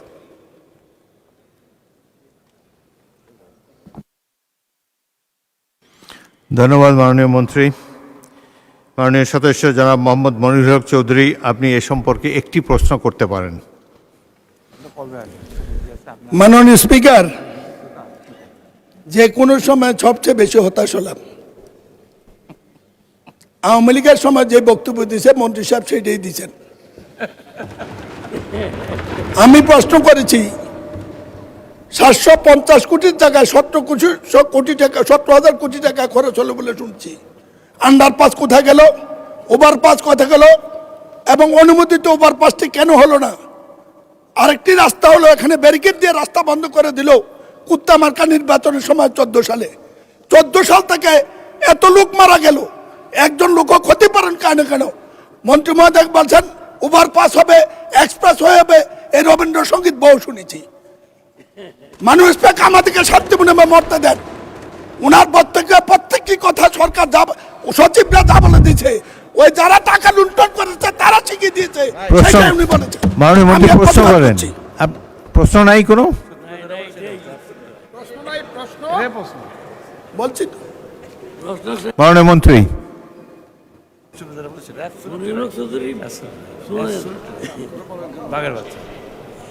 প্রকল্পটি এর আগের থেকেই বাস্তবায়ন চলমান আছে। আমরা সেখানে কেবলমাত্র নকশা সম্প্রসারণ করে বাজেট অ্যাডজাস্ট করে আমরা কাজ করতে পারছি। আর এখন যে প্রকল্পটি নেওয়া হচ্ছে 10 লেন করবার ক্ষেত্রে ঢাকা চট্টগ্রাম মহাসড়ক, সেখানে কিন্তু ওই অঞ্চলের দুর্ঘটনা, ওই অঞ্চলে যানবাহন চলাচল ক্ষেত্রে যে শৃঙ্খলা, যে ইন্টারসেকশনগুলি আছে, সেটা যাতে প্রচুর যানবাহনকে ম্যানেজ করতে সক্ষম হয়, যেহেতু পদুয়া বাজারের বেশ কিছু আপনার যুক্ত আছে ইন্টারসেকশন, সেটাকে পরিকল্পনা করে আগামী দিনে যে প্রকল্পটা যাচ্ছে সেখানে আছে। অর্থাৎ পূর্ববর্তী সরকারের আমলে যে প্রকল্পটা হয়েছিল সেই প্রকল্প যতটুকু সংশোধন করা দরকার ততটুকু আমরা করতে পারছি, এর বেশি ওই প্রকল্পে করা সম্ভব হচ্ছে না। সরকার নতুন এসেছে, নিশ্চয়ই মাননীয় সংসদ সদস্য তিনি আমাকে এই বিষয়ে জ্ঞাত করেছেন। আমি সেখানে সচিব এবং আমাদের সড়ক ও জনপথ অধিদপ্তরের দায়িত্বশীল কর্মকর্তাদের তাৎক্ষণিকভাবে পাঠিয়েছি। তারা সেখানে সরজমিনে দেখে আসছে, বেশ কিছু পদক্ষেপ আমরা নিচ্ছি। দ্রুততম সময়ের মধ্যে নিশ্চয়ই মাননীয় সংসদ সদস্য দৃশ্যমান কিছু দেখতে পাবেন। মাননীয় মন্ত্রী, এবার আমার প্রশ্ন, আপনি যেসব পদক্ষেপ নিতে যাচ্ছেন এতে কি মাননীয় সদস্য মনিরুল হক চৌধুরীর সমস্যার সমাধান হবে? এক কথা বলেন, ইয়েস অর নো? আংশিক হবে, আংশিক হবে। ধন্যবাদ মাননীয় মন্ত্রী। আমি এখন সিলেট 3 থেকে নির্বাচিত মাননীয় সদস্য জনাব মোহাম্মদ আব্দুল মালিককে তার জরুরি জনগুরুত্ব সম্পন্ন বিষয়ে মনোযোগ আকর্ষণের নোটিশ পড়ার জন্য আহ্বান জানাচ্ছি। বিসমিল্লাহির রহমানির রহিম। থ্যাংক ইউ মাননীয় স্পিকার। মাননীয় স্পিকার, আপনি একজন মুক্তিযোদ্ধা, আর এখানে মুক্তিযুদ্ধের বিষয়ে স্বাধীনতার ঘোষক শহীদ প্রেসিডেন্ট জিয়াউর রহমানের স্বাধীনতার ঘোষণার পর থেকে এই দেশের মুক্তিযুদ্ধ একটা গর্বের বিষয়। মাননীয় স্পিকার, আমার এলাকা দক্ষিণ সুরমা, ফেঞ্চুগঞ্জ, বালাগঞ্জ এবং প্রবাসেও মুক্তিযোদ্ধারা এই স্বাধীনতা সংগ্রামে অর্থ দিয়ে এবং জাতিসংঘ, ইউকে এবং ইউরোপের সমর্থন আদায় করেছিল। এবং সেই দিন এইখানে ডক্টর মুশারফ স্যার আছেন, ডক্টর মঈন খান আছেন, ওনারাও মুক্তিযুদ্ধের সংগঠক ছিলেন। আমার প্রশ্নটা হচ্ছে, এই মুক্তিযুদ্ধে যেমন আমরা আজকে দক্ষিণ সুরমা, ফেঞ্চুগঞ্জ এবং বালাগঞ্জ আমাদের অনেক অন্যতম গুরুত্বপূর্ণ এলাকা, যেখানে মুক্তিযুদ্ধের সর্বাধিনায়ক জেনারেল এম এ জি উসমানীর এলাকা বালাগঞ্জ। যেখানে ইলিয়াস আলীর এলাকা বালাগঞ্জ, যেখানে রিয়ার এডমিরাল মাহবুব আলী খানের এলাকা আমার দক্ষিণ সুরমা সিলেট 3-এ, এখানে গণকবর মুক্তিযোদ্ধাদের অনেক, এবং সেই অন্যতম গুরুত্বপূর্ণ এলাকা ফেসিস্ট সরকার সারা দেশের ন্যায় আমার এলাকায়ও অনেক ভুয়া যোদ্ধাকে তালিকাভুক্ত করে এই নিয়ে স্থানীয় খেতাবপ্রাপ্ত মুক্তিযোদ্ধাদের মধ্যে অনেক ক্ষোভ রয়েছে। মিথ্যা তথ্য দিয়ে তালিকাভুক্ত হয়ে অনেক ভুয়া মুক্তিযোদ্ধা সেজে বিগত সময়ে অর্থনৈতিকভাবে সরকারের প্রদত্ত সুযোগ সুবিধা বুক করেছে এবং এখনো বুক করছে। মাননীয় মন্ত্রী, অনুগ্রহ করে বলবেন কি বর্তমান সরকারের অতি দ্রুত মুক্তিযোদ্ধাদের সঠিক তালিকা করবেন কিনা, এবং প্রবাসী মুক্তিযোদ্ধাদেরকে স্পেশালি ইউনাইটেড কিংডম এবং যেখানে তারা লক্ষ মুক্তিযোদ্ধাকে শহীদ প্রেসিডেন্ট জিয়াউর রহমান যখন বলেছিলেন I major Zia declare independent of Bangladesh, এবং সেই দিন এবং তারা সেইখানে যুদ্ধে অংশগ্রহণ করে মুক্তিযুদ্ধের অর্থ এবং মুক্তিযুদ্ধের অস্ত্র তারা কিনে দিয়েছিলেন। মাননীয় স্পিকার, আপনিও সেই মুক্তিযোদ্ধা, আপনিও সেইখানে, এবং আমি সিলেটে প্রথমেই আমরা স্বাধীন হয়েছিলাম শহীদ প্রেসিডেন্ট জিয়াউর রহমানের নেতৃত্বে, এবং এইটার জন্য মাননীয় মন্ত্রী আমাদের আপনার সঠিক কি স্টেপ নেবেন এটা আমরা আজকে জাতি জানতে চায়। আমার এলাকাও এটা জানতে চায়। মুক্তিপঙ্গী মুক্তিযোদ্ধারা এখনও তার ফ্যামিলি অত্যন্ত ডিপ্রাইভ, লাস্ট 15 ইয়ার্স মুক্তিযোদ্ধারা সঠিক মুক্তিযোদ্ধাদের মূল্যায়ন হয়নি, এবং সত্যিকার অর্থে এটা ভুয়া মুক্তিযোদ্ধা সকল বাকশালী ফেসিস্টরা এই দেশকে বিভিন্নভাবে। ধন্যবাদ মাননীয় সদস্য, দয়া করে বসুন। ধন্যবাদ মাননীয় সদস্যবৃন্দ, আপনারা যে নোটিশ দেন সেটি গৃহীত হওয়ার পর শুধু নোটিশটি পড়বেন, বাড়তি কথাবার্তা পরে যখন সম্পূরক প্রশ্নের সুযোগ পাবেন তখন কিছু বলতে পারেন, বাট প্রথমে নোটিশটা পাওয়ার প্রয়োজন। এটাই হলো সংসদের রীতিনীতি। এখন আমি মাননীয় মুক্তিযুদ্ধ বিষয়ক মন্ত্রী জনাব আহমদ আজম খানকে এই বিষয়ে একটি সংক্ষিপ্ত বিবৃতি দেওয়ার জন্য আহ্বান জানাচ্ছি। বিসমিল্লাহির রহমানির রহিম। মাননীয় স্পিকার, আপনাকে ধন্যবাদ। আপনার মাধ্যমে মাননীয় সংসদ সদস্যকে ধন্যবাদ। মাননীয় স্পিকার, ভুয়া মুক্তিযোদ্ধা বলতে আসলে কিছু নেই, এটা হবে অমুক্তিযোদ্ধা। বীর মুক্তিযোদ্ধাগণ দেশের শ্রেষ্ঠ সন্তান, তারা জীবনের ঝুঁকি নিয়ে দেশকে স্বাধীন করবার জন্যে মুক্তিযুদ্ধে অংশগ্রহণ করেছিলেন। কিন্তু কিছু সুযোগ সন্ধানী ব্যক্তি রাষ্ট্রের কিছু অসাধু ব্যক্তির সহায়তায় মুক্তিযোদ্ধা না হয়েও নিজেদেরকে মুক্তিযোদ্ধার তালিকায় অন্তর্ভুক্ত করে রাষ্ট্রের সুযোগ সুবিধা গ্রহণ করছে। বিশেষ করে গত ফ্যাসিস্ট আমলে এই ঘটনাটি ব্যাপকভাবে ঘটেছে। এ সকল মুক্তিযোদ্ধাকে যাচাই বাছাইয়ের মাধ্যমে অমুক্তিযোদ্ধাকে যাচাই বাছাইয়ের মাধ্যমে মুক্তিযোদ্ধার তালিকা হতে বাদ দেওয়ার বিষয়ে মন্ত্রণালয় কাজ করছে। মাননীয় স্পিকার, আপনার মাধ্যমে মহান সংসদকে জানাতে চাই, অভিযোগ প্রাপ্তি সাপেক্ষে তদন্ত শুনানি করা জাতীয় মুক্তিযোদ্ধা কাউন্সিলের একটি নিয়মিত কাজ এবং এটি একটি চলমান প্রক্রিয়া।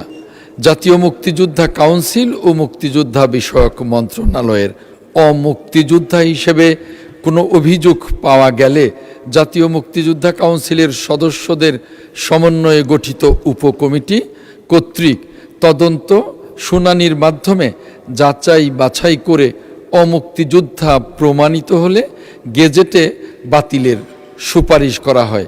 ইতিমধ্যে আগস্ট 2024 থেকে মার্চ 2026 পর্যন্ত সারা দেশে 481 জনের গেজেট বাতিল করা হয়েছে।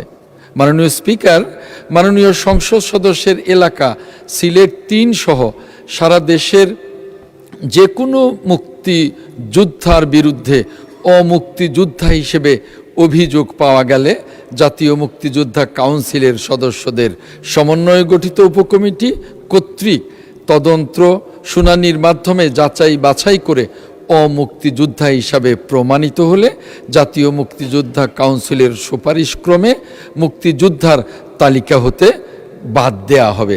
মাননীয় স্পিকার, মাননীয় সংসদ সদস্য যারা প্রবাসে রয়েছেন তাদের বিষয়ে বলেছেন, এদের প্রবাসে যারা অদ্যাবধি ডিজিটাল সনদ ও স্মার্ট আইডি পাননি তাদের আবেদন প্রাপ্তি সাপেক্ষে ডিজিটাল সনদ ও জীবিতদের স্মার্ট কার্ড আইডি প্রদান করা হবে। মাননীয় স্পিকার, আপনাকে ধন্যবাদ। ধন্যবাদ মাননীয় মন্ত্রী। আমি মাননীয় সদস্য জনাব মোহাম্মদ আব্দুল মালিককে এই বিষয়ে একটি প্রশ্ন করার জন্য আহ্বান জানাচ্ছি। ধন্যবাদ মাননীয় স্পিকার। দাবি হচ্ছে যে ফেসিস সরকারের মুক্তিযোদ্ধাদের তালিকা বাতিল করা, নির্ভুল এবং প্রকৃত মুক্তিযোদ্ধাদের তালিকা অন্তর্ভুক্তিকরণ, অবৈধ গৃহীন মুক্তিযোদ্ধা বা তাদের পরিবারকে দ্রুত পুনর্বাসন এবং প্রবাসীদের বিষয়টা বলেছেন যে তাদেরকে একটা সঠিক পরিচয়। 3টি উপজেলায় যোদ্ধা কমপ্লেক্স বিবরণ, দক্ষিণ সুরমা কমপ্লেক্স কাজ শেষ হলেও হস্তান্তর করা হচ্ছে না। ফেঞ্চুগঞ্জ নতুন একটি মুক্তিযোদ্ধা কমপ্লেক্স নির্মাণের দাবি।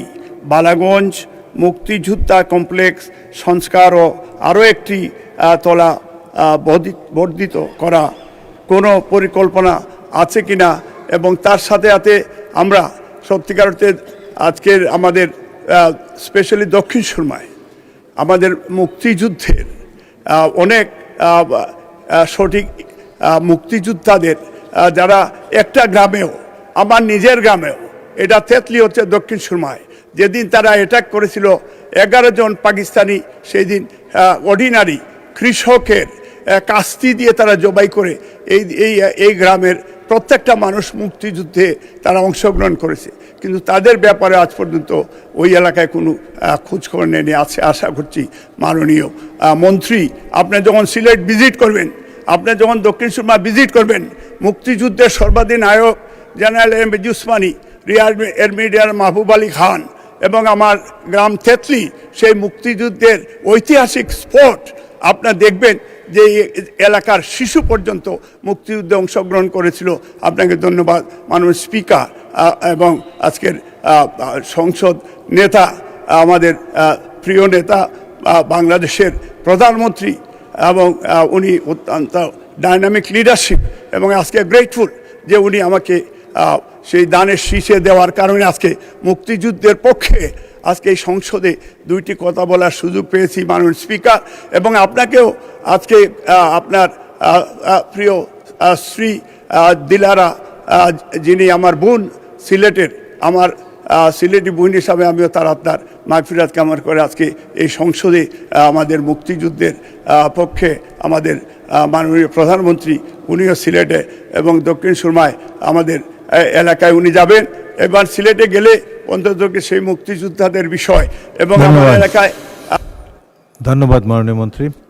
মাননীয় সদস্য, মাননীয় মন্ত্রী। মাননীয় স্পিকার, আপনাকে ধন্যবাদ। আপনার মাধ্যমে মাননীয় সংসদ সদস্যকেও ধন্যবাদ।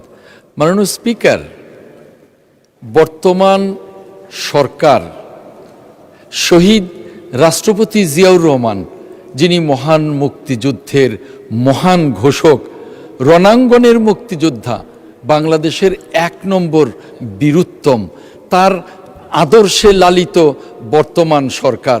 মাননীয় স্পিকার, বাংলাদেশের প্রথম নারী মুক্তিযোদ্ধা, আমাদের বাংলাদেশের অবিসংবাদিত নেত্রী, বাংলাদেশের গণতন্ত্রের আজন্ম যোদ্ধা, যাকে ডক্টর মোহাম্মদ ইউনূস বলেছেন বাংলাদেশের মহান অভিভাবক, সেই বাংলাদেশের 1 নম্বর প্রথম নারী মুক্তিযোদ্ধা, তাদের সুযোগ্য সন্তান আমাদের মাননীয় প্রধানমন্ত্রী জনাব তারেক রহমান।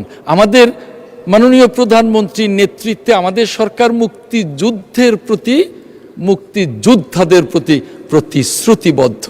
কাজেই আমি মাননীয় স্পিকার আপনার মাধ্যমে সম্মানিত সংসদ সদস্যকে জানাতে চাই যে এখনও যে সমস্ত জায়গায় এই মুক্তিযোদ্ধা কমপ্লেক্সের কাজ হচ্ছে সেগুলো সম্পন্ন হবে, যেগুলো কাজ এখনও শুরু হয়নি সেগুলোর বিষয়ে আমাদের পরিকল্পনা আছে, যেগুলো পুরনো হয়ে গেছে সেগুলো সংস্কার হবে।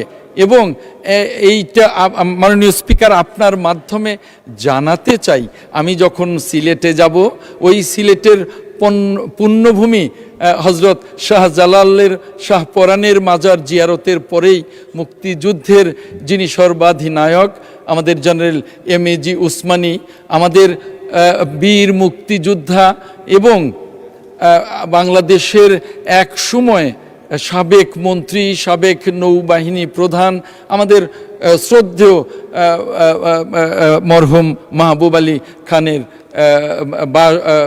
এলাকা এবং তাদের মাজার জিয়ারত করব এবং সেখানেও মুক্তিযুদ্ধের জন্যে বা মুক্তিযোদ্ধাদের স্মৃতি সংরক্ষণে কি করা যায় সেটা নিশ্চয়ই ব্যবস্থা গ্রহণ করব। আমি আপনার মাধ্যমে মাননীয় স্পিকার আমাদের মাননীয় সংসদ সদস্যকে জানাতে চাই, মাননীয় সংসদ সদস্য এ বিষয়ে যদি আরও কোনো তথ্য আমাকে দেবার থাকে আমাকে দিলে আমি সে বিষয়ে ব্যবস্থা গ্রহণ করব। মাননীয় স্পিকার, আপনাকে ধন্যবাদ। এখন আমি পিরোজপুর 1 আসন থেকে নির্বাচিত মাননীয় সদস্য জনাব মাসুদ সাঈদীকে তার জরুরি জনগুরুত্ব সম্পন্ন বিষয়ে মনোযোগ আকর্ষণের নোটিশটি পড়ার জন্য আহ্বান জানাচ্ছি। ধন্যবাদ মাননীয় স্পিকার। মাননীয় স্পিকার, আমি তো মাননীয় মন্ত্রীকে উপস্থিত দেখতে পাচ্ছি না, তো আমার বিষয়টি উপস্থাপিত হওয়ার পর উত্তর। আচ্ছা, ধন্যবাদ মাননীয় স্পিকার। আমার বিষয়টি ছিল পিরোজপুর 1-এর সদর নাজিরপুর জিয়ানগর উপজেলায় সুপেয় পানির সংকট নিরসন ও লবণাক্ততা দূরীকরণ জনস্বার্থে পর্যাপ্ত ওয়াটার ট্রিটমেন্ট প্ল্যান্ট ও গভীর নলকূপ স্থাপন প্রসঙ্গে। মাননীয় স্পিকার, ভৌগোলিক অবস্থার কারণে পিরোজপুরের পানিতে লবণাক্তর পরিমাণ অনেক বেশি, যে কারণে এখানকার মানুষগুলি নানা রকম রোগবালাইতে আক্রান্ত হচ্ছে। জলবায়ু পরিবর্তনের কারণে লোনা পানির লোকালয়ে ঢুকে সুপেয় পানির উৎসগুলি নষ্ট হয়ে যাচ্ছে। নিরাপদ পানির অভাবে উপকূলীয় অঞ্চলের মানুষ বিভিন্ন রোগ সহ নানাবিধ জটিলতায় ভুগছে। মাননীয় স্পিকার, একই সাথে আমাদের 3টি উপজেলার পাশাপাশি আমার একটি পৌরসভা আছে মাননীয় স্পিকার। এটি 1885 সালে প্রতিষ্ঠিত হয়েছিল, যেটি বাংলাদেশের অন্যতম প্রাচীন একটি পৌরসভা এবং ক শ্রেণীভুক্ত পৌরসভা। এই পৌরসভার জনসংখ্যার পরিমাণ মাননীয় স্পিকার প্রায় 1,20,000। কিন্তু দুর্ভাগ্যজনক হলো সত্য যে আমাদের এখানে একটি মাত্র ওয়াটার ট্রিটমেন্ট প্ল্যান্ট থাকার কারণে প্রতিদিন এখানে প্রায় 20 ঘন্টা 6টি মোটর পাম্পের মাধ্যমে মাত্র 40% এলাকায় পানি সরবরাহ দেওয়া সম্ভব হয়। মাননীয় স্পিকার, এখানে প্রতিদিন 3 লক্ষ পানির উৎপাদন আছে, অথচ চাহিদা আছে 9 লক্ষ লিটারের। পিরোজপুর পৌরসভায় পানি গ্রাহক আছে 8,000 মাননীয় স্পিকার, কিন্তু গ্রাহকদের কাছে পানি পৌঁছানো যাচ্ছে মাত্র 3,000 মানুষের কাছে। এখানে প্রতিদিন একবার করে পানি সরবরাহ দেওয়ার কথা মাননীয় স্পিকার, কিন্তু গত 1-2 সপ্তাহ ধরে এখানে 2 দিন 3 দিন পরও পানি পৌঁছানো সম্ভব হচ্ছে না। মাননীয় স্পিকার, আপনার মাধ্যমে আমি এটি হল আমার উত্থাপনের বিষয় মাননীয় স্পিকার। ধন্যবাদ মাননীয় সদস্য। স্থানীয় সরকার, পল্লী উন্নয়ন ও সমবায় প্রতিমন্ত্রী মীর শাহ আলম, আপনি আপনার বিবৃতি দিতে পারেন। বিসমিল্লাহির রহমানির রহিম। মাননীয় স্পিকার, আপনার মাধ্যমে সবাইকে সালাম, আসসালামু আলাইকুম রহমতুল্লাহ। এই সংসদে প্রথম আমি দাঁড়িয়ে আছি কথা বলার জন্য, এই কারণে আমার নির্বাচনী এলাকা বগুড়া 2 মহাস্থানগড় খ্যাত শিখগঞ্জ উপজেলার সকল ভোটার এবং জনসাধারণের প্রতি এবং মাননীয় প্রধানমন্ত্রীর প্রতি কৃতজ্ঞতা জানিয়ে 127 পিরোজপুর 1 মাননীয় সংসদ সদস্য জনাব মাসুদ সাঈদীর প্রশ্নের উত্তর মাননীয় মন্ত্রী জনাব মির্জা ফখরুল ইসলাম আলমগীরের পক্ষে আমি মহান জাতীয় সংসদে উপস্থাপন করছি। স্থানীয় সরকার বিভাগের আওতাধীন জনস্বাস্থ্য প্রকৌশল অধিদপ্তর কর্তৃক পিরোজপুর 1 এর সদর নাজিরপুর জিয়ানগর উপজেলায় সুপেয় পানির সংকট নিরসন ও লবণাক্ত দূরীকরণে জনস্বার্থে পানির উৎস স্থাপন করা হচ্ছে।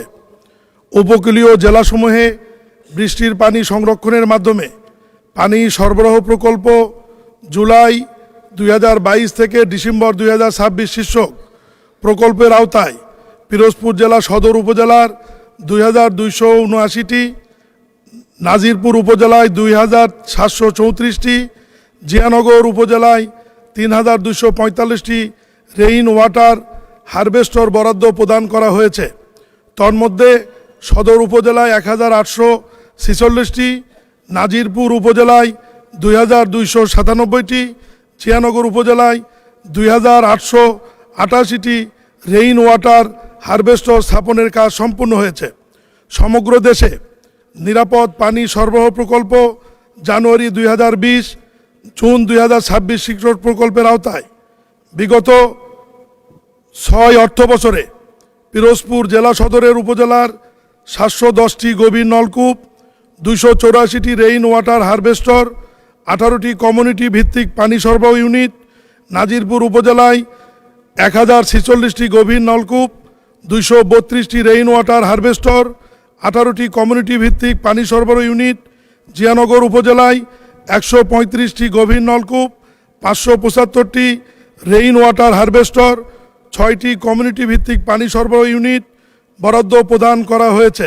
স্থাপিত নলকূপের পানিতে মাত্রা অতিরিক্ত আয়রন ও লবণ পাওয়া গেলে সেক্ষেত্রে ওয়াটার ট্রিটমেন্ট প্ল্যান্ট স্থাপনের ব্যবস্থা গ্রহণ করা হয়। বর্ণিত প্রকল্পটির RDPP 2028 সাল পর্যন্ত সংশোধনের কাজ প্রক্রিয়াধীন। মাননীয় স্পিকার, প্রকল্পটির RDPP অনুমোদন হলে প্রকল্পের আওতায় উপরোক্ত 3টি উপজেলায় প্রতিটি ইউনিয়নে গড়ে 10টি নলকূপ বরাদ্দ প্রদান করা সম্ভব হবে।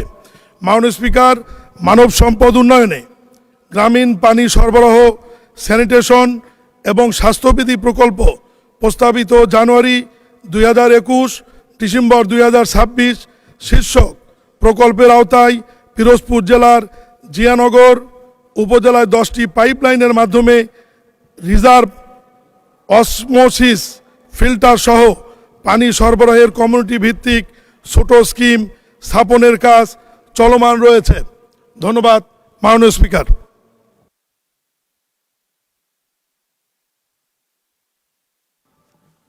ধন্যবাদ মাননীয় মন্ত্রী। সদস্য জনাব মাসুদ সাইদি একটি প্রশ্ন করুন। মাননীয় স্পিকার, মাননীয় মন্ত্রী মহোদয় রেইন ওয়াটার হারভেস্টিংয়ের ব্যাপারে বারবার বলছিলেন। আমরা তো রেইন ওয়াটার হারভেস্টিং চাইনি, আমরা চাচ্ছি water treatment plant. Rain water harvesting তো বৃষ্টির পানি ধরে রাখার একটা বিষয়, কিন্তু আমরা চাচ্ছি পানি উৎপাদন করে জনগণের কাছে পৌঁছে দেওয়া, যেটি আমাদের কাছে নেই। এখন মাননীয় স্পিকারের কাছে, মাননীয় স্পিকারের মাধ্যমে মাননীয় মন্ত্রীর কাছে জানতে চাচ্ছি, বর্তমানে জনস্বাস্থ্য প্রকৌশল অধিদপ্তরের মাধ্যমে ফ্রান্সের AFD 7 town and inclusive sanitation নামে একটি প্রকল্প নিয়ে ফিজিবিলিটি স্টাডি করে প্রাক্কলন তৈরি করা হয়েছে। তাতে প্রতিটি পৌরসভায় 100 থেকে 150 কোটি টাকার কাজ হওয়ার কথা। বিগত দিনে ফ্যাসিস্ট হাসিনা শুধুমাত্র রাজনৈতিক কারণে পিরোজপুরে কোনো উন্নয়নমূলক কাজ করেনি। এদিকে গত 1.5 বছরে কোনো নির্বাচিত সরকার না থাকায় DPP অনুমোদন সহ অন্যান্য কাজও হয়নি। তাই মাননীয় স্পিকার, আপনার মাধ্যমে মাননীয় মন্ত্রীর কাছে জানতে চাই, পিরোজপুর পৌরবাসীর কাঙ্ক্ষিত নিরাপদ সুপেয় পানি স্যানিটেশন ব্যবস্থা উন্নয়নে ফ্রান্সের AFD 7 town and inclusive sanitation নামীয় প্রকল্প থেকে বরাদ্দ অথবা মাননীয় মন্ত্রীর নেতৃত্বাধীন স্থানীয় সরকার মন্ত্রণালয় থেকে পিরোজপুর পৌরসভার জন্য বিশেষ বরাদ্দ প্রদান করা হবে কিনা, এবং পানি সহজলভ্য করার জন্য বলেশ্বর নদী খননের ব্যবস্থা করা হবে কিনা। মাননীয় স্পিকার, আপনাকে ধন্যবাদ। ধন্যবাদ মাননীয় মন্ত্রী। আজান পড়ে গিয়েছে, একটি সংক্ষিপ্ত জবাব দিয়ে দেন। ধন্যবাদ মাননীয় স্পিকার। আমাদের মাননীয় সংসদ সদস্য ট্রিটমেন্ট প্ল্যান্টের বিষয়ে যেটি বলেছেন, DPP তৈরির প্রস্তুতি চলছে। DPP প্রকল্প আকারে অনুমোদন হলে ইনশাল্লাহ আপনার নির্বাচনী এলাকায় এ ব্যাপারে প্রয়োজনীয় ব্যবস্থা নেওয়া হবে। ধন্যবাদ মাননীয় স্পিকার। ধন্যবাদ মাননীয় সদস্যবৃন্দ। সংসদ অধিবেশন 30 মিনিটের জন্য বিরতি দেওয়া হলো। আসরের নামাজে বিরতি।